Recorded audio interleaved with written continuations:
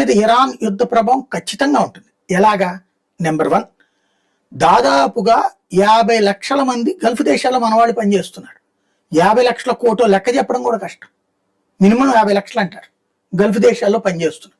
వీళ్ళందరూ ఇక్కడ చదువుకునే ఐఐటీలు, ఐటీఐలు, లేకపోతే 10th ఇట్లాంటి చదువులు అంటే తక్కువ చదువుతో అక్కడ మంచి జీతాలు పొందుతున్నారు. ఇక్కడ అందులో 10వ వంతు జీతం కూడా రాదు వీళ్ళకి. ఇప్పుడు అక్కడ జరుగుతున్న యుద్ధం కారణంగా 8 దేశాల్లో జరుగుతున్న, ఆ 8 దేశాల్లోనే ఎక్కువగా ఉన్నారు.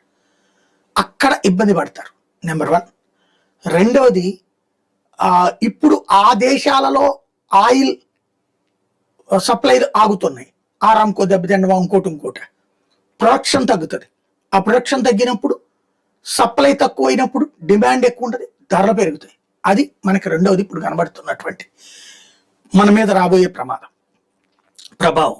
మూడోది వచ్చేటప్పటికి ఇప్పుడు ప్రపంచవ్యాప్త పరిణామాలు మనకి ఇబ్బంది పెడతాయి. ఇటు అమెరికాకి మనం మిత్రదేశం, అటు ఇరాన్కి మనం మిత్రదేశం, ఇజ్రాయెల్కి మిత్రదేశం, గల్ఫ్ దేశాలకి మిత్రదేశం. అంటే ఇరాన్ దాడిలో బాధితులైనటువంటి దేశాలకి మనమే మిత్రులు, ఇజ్రాయెల్ దాడిలో బాధితులైనటువంటి ఇరాన్కి మనమే మిత్రులు.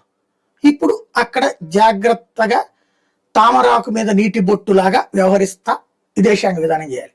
ఇది భారత్ ముందు ఉన్నటువంటి ప్రధాన అంశాలు.